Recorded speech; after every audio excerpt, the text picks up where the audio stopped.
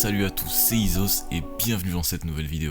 On vous a demandé la dernière fois quel était le prochain tuto que vous vouliez voir. Et c'est le tuto mix qui a gagné d'assez loin. Donc c'est ce que je vais faire aujourd'hui. Avant qu'on commence, je voudrais vous remercier parce que franchement il y a eu pas mal de retours assez positifs sur le dernier tuto. Et ça fait franchement plaisir, ça me motive à continuer. Donc la prod sur laquelle je vais bosser, ça va être Doland, qu'on a posté il y a genre peut-être un mois, un truc du style.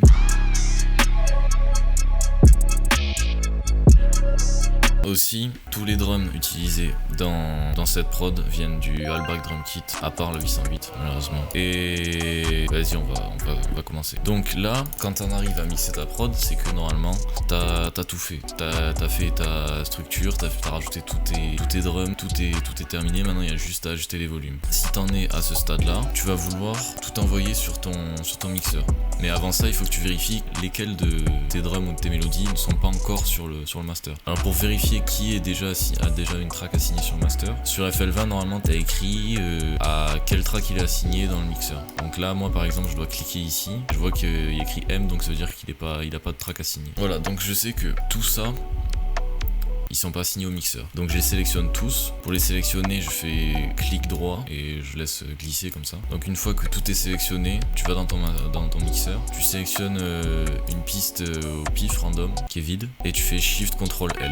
Une fois que j'ai tout assigné à mon master, ce que je vais faire maintenant, c'est que je vais regarder un endroit de la prod où il y a tout, donc généralement le refrain, et je vais boucler ici. Donc je fais un CTRL clic gauche comme ça, pour sélectionner cette zone. Et là, je vais écouter ça et en même temps je vais solo des éléments pour que ça m'aide à mieux entendre. J'ajuste les volumes au fur et à mesure en fait. Donc là je commence par exemple juste avec les hats et j'ajuste les hats, genre je vois si je vais le baisser le volume, et au fur et à mesure je vais rajouter là j'ajoute la snare par exemple. Là elles me paraissent trop hautes, donc je les baisse.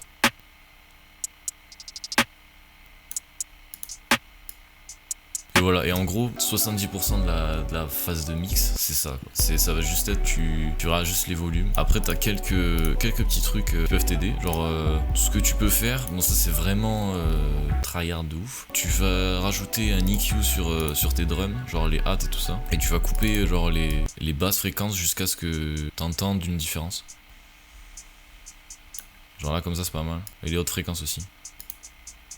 Genre là j'entends pas une différence que j'active l'EQ ou non, mais le fait d'avoir fait ça, ça laisse un peu peut-être les fréquences parasites qui vont être là-dedans là. Ça les dégage et du coup ça laisse plus de place. Ça je le fais vraiment parce que là c'est un tuto et j'explique les détails, mais j'ai pas fait ça depuis genre 6 mois au moins. C'est vraiment si tu veux que tout soit super clean, tu veux un mix très très propre et tout ça.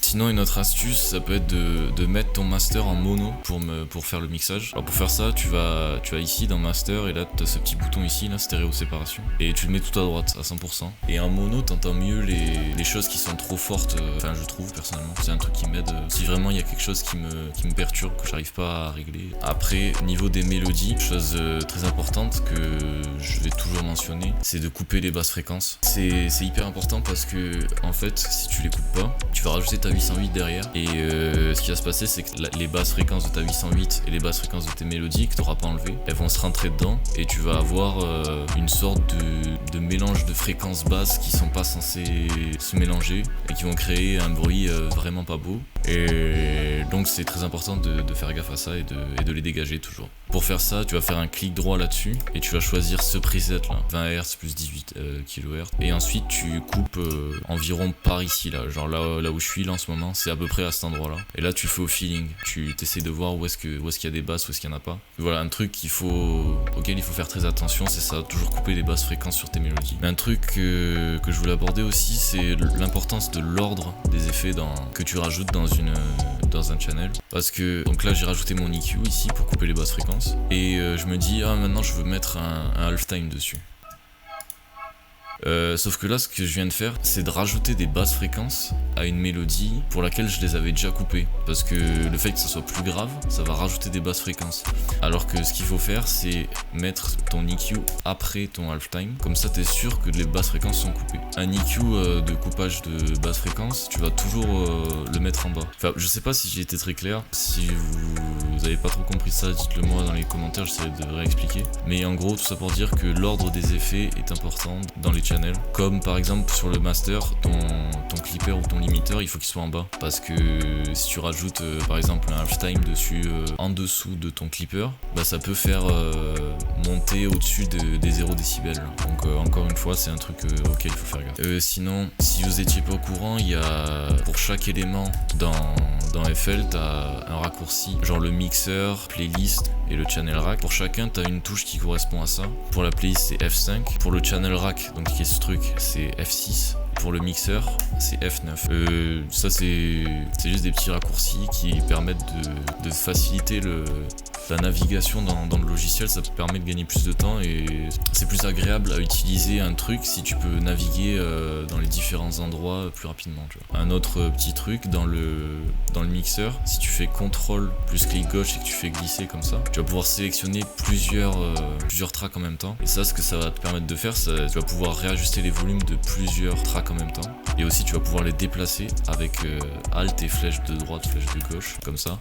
Ça peut être utile quand tu veux réorganiser ton mixeur. Par exemple, là j'ai mon tag, il est quasiment au début, moi j'ai envie de le bouger. Donc je fais Alt machin. Et là j'ai mes 3 mélodies qui sont à la fin, mais je veux qu'elles soient au début. Je vais les sélectionner et je vais faire Alt pour les ramener vers la gauche. Après, en ce qui concerne le master, qu'est-ce qu'on met sur notre track de master? Et on met juste ça, un Terax Clipper, et on le laisse à 0.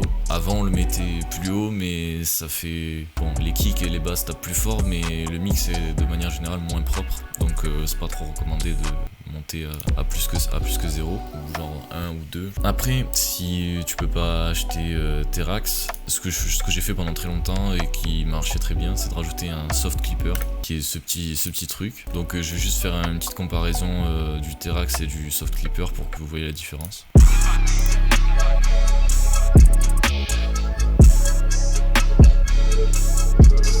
C'est pas mal, ça fait... Enfin tu vois, c'est bien, ça fait un bon taf. Et ça c'est le Terax.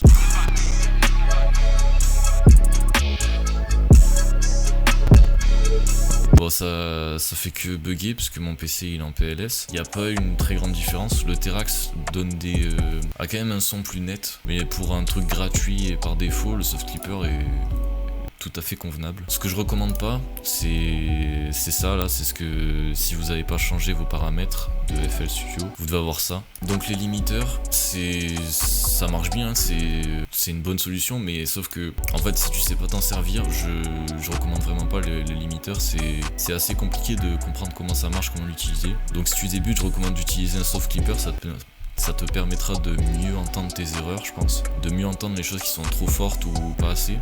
Alors qu'un limiteur, si tu le mets comme ça, bah, il va juste faire une sorte de mur à 0 décibel et ça va juste être le bordel en fait dans ton mix et tu vas avoir plus de mal à savoir qu'est-ce qui est trop fort et qu'est-ce qui est pas assez fort. Le plus important, comme j'avais dit dans l'autre tuto au final, le plus important si tu veux bien mixer, c'est tu vas ajuster les volumes, tu coupes les basses fréquences de tes mélodies, tu prends des samples de base que tu sais que sont pas des mauvais samples niveau drum, pas un drum kit gratuit que t'as chopé sur la page de Alex Beat Genius ou je sais pas quoi. Tu vas sur ton master, tu vas me mettre un gentil petit soft clipper s'il te plaît. Juste fais des prods et entraîne-toi à faire ça. Ça viendra, franchement ça viendra avec le temps et ça viendra plus vite que tu ne le crois. Parce que ce que je fais c'est vraiment basique de chez basique. Donc si je peux le faire, vous pouvez le faire. Voilà, je pense avoir à peu près tout dit. Si ça vous a plu, si je vous avais appris un truc, n'oubliez pas de mettre un pouce vers le bas et de vous désabonner. Et ce que je vais faire pour le prochain tuto, ça va être que je vais prendre pareil cette même prod.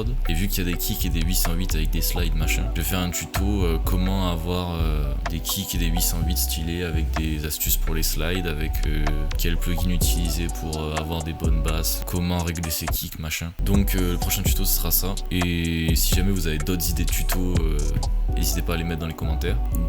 Dites-nous si vous kiffez les tutos. Donc je vous laisse avec la prod et on est là gros.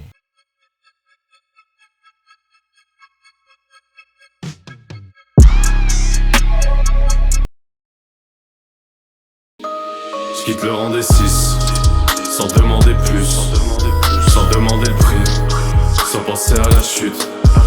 Je suis à contre-courant, tant que je regarde ce noir.